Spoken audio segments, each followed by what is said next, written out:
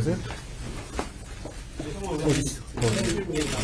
네, 안녕하세요, 대표님. 김영주 부의장 연관식 있는데 예. 국민의힘하고 이념적으로 많이 다른 목소리를 내던 분이 별다른 변화행동 시도로 영입되는 건 선거용 이합 집단일 수도 있지 않냐 비판이 제기될 수 있을 것 같은데 누가 비판하셨어요? 그런 비판이 나올 수밖에 없지 않을까. 어떤 이념적 지향이 다를까요?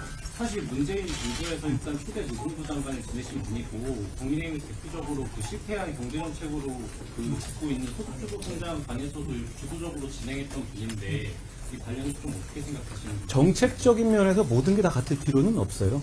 다만 기본적으로 시장 경제 체제를 신봉하고 경쟁을 장려하는 정책을 가진 분입니다.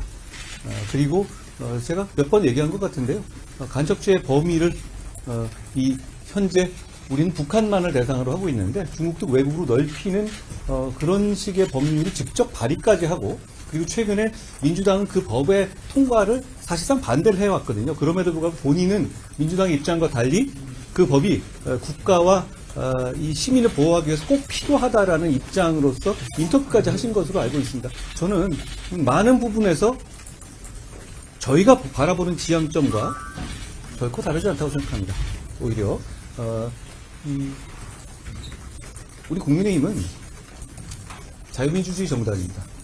다양한 생각을 가진 사람들이 아까 제가 말씀드린 우리의 기본 철학을 공유한다면 다양한 생각을 가진 많은 사람들이 모일 때 더 강해지고 유능해질 수 있습니다. 김영주 부의장 같은 분이 오셨을 때 저희는 더 강해지고 유능해질 수 있다고 생각합니다. 김영주 부의장 같은 생각 정도의 생각은 지지하지만 국민의힘을 지지하기는 조금 불편하고 껄끄러웠던 분들도 계실 수 있잖아요. 김영주 부의장 같은 분이 오시면 우리의 외연이 넓어지고 우리가 더 유연하고 많은 국민을 대변할 수 있는 정당이 될 수 있을 거라고 생각합니다. 안녕하세요. 부장님 안녕하세요. 윤종석 전 실장이 당의 결정을 수용하겠다라는 게 사실상 이재명 대표의 그 뜻에 붙였는데 이걸 좀 어떻게 평가하시는지 궁금합니다. 제가 평가할 일은 아닌데요. 왜 그러실까요? 뭐 그걸 동의해서 그럴까요? 공감해서 그럴까요? 나중에 항상 보면 민주당에 더불어민주당에 계시는 분들은 항상 여러 가지 이 바둑 두듯이 포석을 하시는 것 같아요. 보시기에 나중에 이재명 대표가 어떻게든 간에 여러 가지 이유로 유지되기 어려우니까 그때를 노리겠다 뭐 이런 생각인가요? 잘 모르겠습니다. 특별히 제가 해석할 문제는 아닌데 제가 그냥 관전자로 말씀을 드리면 민주당에 남아 계시는 분들은 왜 이렇게 계산이 많습니까? 기자님 안녕하세요. 이준석 대표가 경기 화성을에 출마한다고 선언을 했습니다. 실제로 지금 국민의힘에서는 후보자가 없는 걸로 알고 있는데 이 부분에 대해서 좀 어떤 인물을 좀 세우실지에 대한 이야기 듣고 싶고요. 일단 민주당에서는 지금 현대자동차 사장 출신을 인재 영입한 사람을 세웠더라고요. 국민의힘에서는 어떤 인재 세울지 궁금합니다. 253개 지역구 중 하나니까요. 제가 뭐 특별히 그 지역구에 대해서 지금 이렇게 설명할 필요는 없을 것 같은데. 안녕하세요, 최 기자님.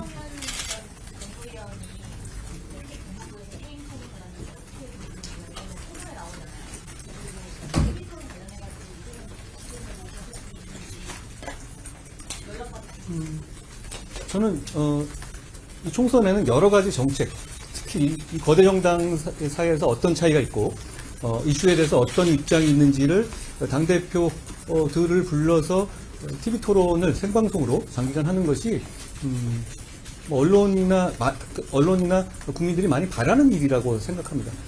제가 KBS 한국에서 받은 것이 아니라 SBS, 채널A, TV조선, MBC 대부분의 언론사에서 그 요청을 받고 저는 바로 수락했는데요. 이재명 대표께서 원래 토론도 잘하시는 분으로 알려져 있고 민주당에서도 그렇게 자평해왔잖아요. 피하실 리가 없다고 생각해요. 게다가 MBC에서조차 요청하고 있지 않습니까? 저는 이재명 대표가 원하는 시간에 제가 어디서 뭘 하고 있든 간에 하루 전에만 알려주시면 제가 그 시간을 맞추겠다는 말씀을 드립니다. 이재명 대표가 그걸 피할 리가 있겠습니까? 대중정치를 하는 분 아닌가요? 그 이슈에 대해서, 여러 가지 이슈에 대해서 제한 없이 토론하는 것이 국민들이 이번 총선에서 어떤 선택을 하시는데 좋은 어떤 이 판단 기준을 제공해 드릴 수 있을 것 같고 거기에 응하는 것이 1당, 2당 대표로서의 도리라고 생각합니다. 전 당연히 응하실 거라고 생각합니다. 그리고 아까 뭐라고 하셨어요? 제가 저번에도 말씀드렸다시피 지금 요새는 이제 이재명 대표나 이런 쪽에서 저 신년 회견에서 이재명 대표가 이렇게 얘기했죠. 진짜 뭐 청산해야 될 1번은 뭐 검사 독재라고요? 지금 공천 결과를 보시면 그게 얼마나 허망하고 말도 안 되는 프레임질이었는지를 보실 수 있을 것 같습니다. 엄격하게 공천하고 있는 것은 우리고 이재명 대표 측에서는 음악 좋네. 이재명 대표 측에서는 오히려 현직 고검장에서 그 신분을 유지하고 넘어온 그리고 징계까지 받은 사람을 띄워주고 있던데요. 게다가 뭐 검사 가산점 같은 것도 있다면서요. 우리는 그런 거 없습니다. 검사 독재 이재명 대표가 하고 싶은 것 같은데요. 안녕하세요, 박 기자님. 하는데 사무총장은 좀 얘기하셨어요. 오전에 지역구 공천에서 좀 부족하다고 판단됐던 부분, 여성이나 청년 이런 부분 보완해 주관점 보겠다는 취지로 얘기했는데 위원장님 여러분 어떻게 생각하십니까? 그 방향에 맞지 않습니까? 우리 국민의힘은 어떤 한 도그마를 가지고 공천을 진행하는 게 아니라 확고한 어떤 방향은 갖고 있지만 국민들께서 주시는 의견들을 그 과정에서 많이 귀 기울이고 그걸 반영하고자 하는 정당입니다. 그런 이 젊은 층에 대한 어떤 그 젊은 인재들을 많이 제시하고 국회를 보낼 수 있는 공천이 뭐 국민들께서 좀 필요하지 않냐는 지적을 해주시고 있고 저도 거기에 수긍합니다. 그렇기 때문에 그런 부분을 이 시스템 안에서 좀 구현하게 할 방법을 찾기 위해서 노력하는 것이죠. 그러니까 뭐 몇몇 지역에서의 국민 추천제라든가 공모제 같은 것을 생각하는 것도 그리고 비례에서도 그런 방향이 필요하다고 우리가 내부적으로 공감하는 것도 그런 취지라고 이해해 주시면 될 것 같습니다. 위원장님, 머니투데이 박상권입니다. 기자님 지금 안녕하세요. 비례대표 관련해서 말씀을 해주셨는데 선거구 획정 따라 지역구 한석은 늘고 비례가 한석이 줄었잖아요. 원내 다양성을 챙기자는 취지에선 마이너스가 되는 게 아니냐 지적도 있는데 어떻게 보시는지 좀 궁금하거든요. 정치는 어차피 현실이고 그 과정에서 협상 과정에서 있었던 문제다라고 보면 되겠습니다. 사실상 어떻게 보면 그걸 저희가 동의해 준 것은 사실 그 한석이 늘어나고 그 전국 이런 비례가 줄고 이랬잖아요. 우리 입장에서는 사실 손해가 나는 협상이거든요. 그렇지만 우리는 대승적으로 더 이상 선거구 협정이 더 미뤄져서는 안 되겠다는 점 그리고 국가와 국민을 생각할 때 저희가 어느 정도 양보를 하더라도 빨리 확정하는 게 필요하다는 차원에서 그렇게 결정한 것입니다. 하고 싶은 거 다 하고 면서 정치를 하면 국민들께 피해가 가죠. 위원장님, 타임머신을 안녕하세요, 위원님. 비례대표 AD가 추가로 지금 신윤계 현역 불펜들이 계속 이어지면서 비례대표 공천에서도 스펙트럼 넓힐 수 있냐는 우려가 좀 제기되고 있는데 이에 대해서는 신계 현역 불패라는 거는 어떤 의미인지 잘 모르겠는데요. 그런 식으로 사람들을 막 이 카테고리를 나누는 게 지금 큰 의미가 있는지 모르겠는데요. 현역에서 저희가 재공천되는 비율이 높아지는 것은 여러분 다 정치 베테랑이시니까 아시다시피 저희가 일단 현역으로 살아남았던 사람 숫자가 적고요. 그렇죠? 그리고 초선의 비중이 높아요. 그러면 여러 가지 그 메커니즘상으로 볼 때 현역들이 더 경쟁력을 갖거나 그리고 정선에서 이기기 좋은 구조죠. 예를 들어서 몇 선 넘어가면 근데 지역에서도 좀 바꿔야겠다는 생각을 하시고 이럴 수 있잖아요. 그런데 초선들 같은 경우는 안 그런 경우가 사실 더 많거든요. 우리만 그런 것이 아니라 그런 점들을 고려해 주시면 저희가 공정한 시스템 공천을 하고 있는 거다. 결과 다 그런 것이고 공정한 시스템 공천을 하고 있다는 얘기는 어떤 특정한 성격을 가진 사람들이 우대받고 있지 않다는 뜻이 되거든요. 그러니까 그 말에는 좀 오파가 있다고 생각합니다. 그러니까 저는 이 당을 이끌면서 공천에 대해서 이렇게 생각합니다. 아주 개별적인 공천에 자주자주 뭐 시스템을 통해서 개입해서 그걸 나름대로 제 생각대로 바로잡는 방법도 있는데, 그렇게 하는 경우에 또 그게 공천이라는 게 정답이 있는 게 아니기 때문에 그것보다는 시스템을 그대로 맡겨두고 끝까지 그 시스템을 유지하게 하는 것, 시스템이 다른 영향을 받지 않게 막아주는 것에 주력하는 것이 더 저는 장기적으로 국민들께서 평가할 만한 공천이 될 거다라는 확신을 갖고 있습니다. 지금도 그렇게 하고 있고 앞으로도 그렇게 할 겁니다. 비례 공천은 마찬가지입니다.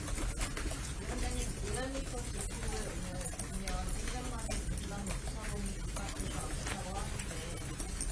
국가가 없다고 하는데 하지 않았겠어요? 저는 대단히 두려움과 책임감을 느낍니다. 그 말은 어제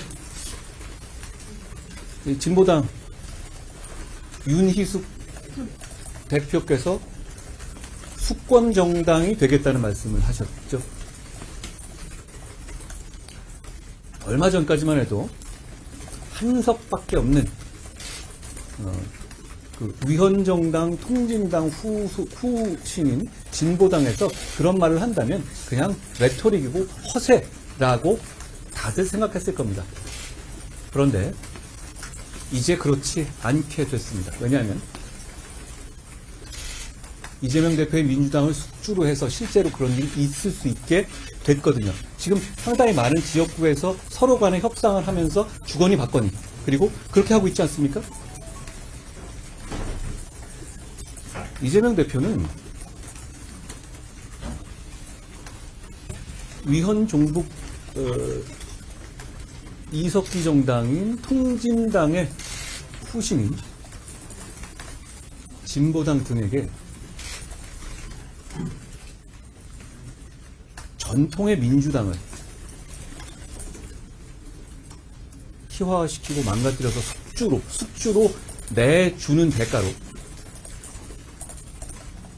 자기 자신의 형사 문제에서의 안위를 추구하고 자기 당권을 받는 음험한 거래를 하고 있습니다.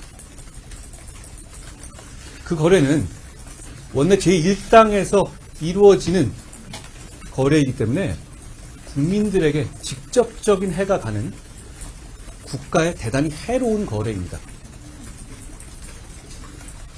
지금 이 시점에서 그 해로운 거래를 무산시키고 막을 수 있는 세력이 우리 국민의힘 뿐이기 때문에 국민들께서 어떤 절박함을 느끼시고 우리에게 꼭 이기라라는 책임감을 부여하고 있는 거라고 생각합니다. 저는 뭐 그런 수치 같은 것은 전혀 일희일비할 문제는 아니라고 생각하지만 국민들께서 저희를 지켜봐 주시면서 우리를 비판적으로 비판해 주시면서도 우리가 굉장히 부족함에도 불구하고 우리가 이겨야 한다라고 응원해 주시는 분들이 많다는 얘기는 저는 대단히 두렵고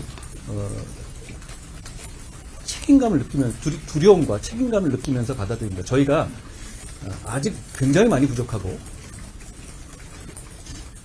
사실 민주당에 뒤지고 있습니다. 솔직히 말씀드리자면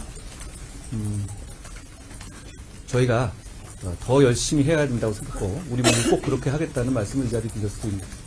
59일 주말 사이에 그 앞에서 분실하는 소문도 있었고 반발도 터져 나오고 있는데 어제 제가 말씀드렸던 이야기인데요. 공천이라는 게 그런 것 같아요. 이 공천이 정말로 공천이라는 게 선택의 문제잖아요. 시스템을 선택했는데 A를 선택한 것이 B라는 사람을 선택한 것이 나은 결정이었냐. 이 문제는 사실 지금 시점에서는 아무도 모를 겁니다. 결과적으로 보면 나중에 되짚어 보면 차라리 그때 B를 선택할 것 이렇게 말을 할 수도 있을 거예요. 공천의 특징이 그거거든요. 다 훌륭한 분들이 모입니다. 그런데 이 시스템상 지금 저희는 신속하고 공정하게 결정해야 되니까 시스템이 운영되는 거예요. 그리고 여기에 반대하거나 본인 굉장히 인생을 걸고 도전하셨던 분들 입장에서는 많이 섭섭하시고 수긍하지 못하실 수가 있습니다. 그렇지만 시스템 내에서 그 이의도 절차에 맞게 이루어져야 합니다. 다른 시민들의 안전을 위협하는 방식으로 입장이 표명돼서는 절대 안 됩니다. 여러 가지 이의가 제기되고 있지만 그 이의 제기와 그 이의를 에 대해서 이에 결정하는 것도 시스템 공천의 일환이다라는 말씀을 드립니다. 예, 고맙습니다. 의대정원 관련해서 하나만 의대정원 확대 관련해서 하나만 더 여쭤보면 지금 강대강대치 지속되고 있잖아요. 그래서 사실 비대위 내부에서도 그 여당이 약간 그 어떤 타협의 여지를 열어주는 어떤 역할을 해야 된다는 이야기도 많이 나왔었는데 위원장님 좀 이런 상황에서 좀 입장 변화나 이런 거 있으셨는지 어떻습니까? 입장 변화라고 말할 부분은 아닌 것 같고요. 지금 현재 정부에서도 원칙을 지키면서 대화하기 위해서 노력하고 있는 것으로 알고 있습니다. 저는 정부의 그런 입장을 지지합니다. 고맙습니다.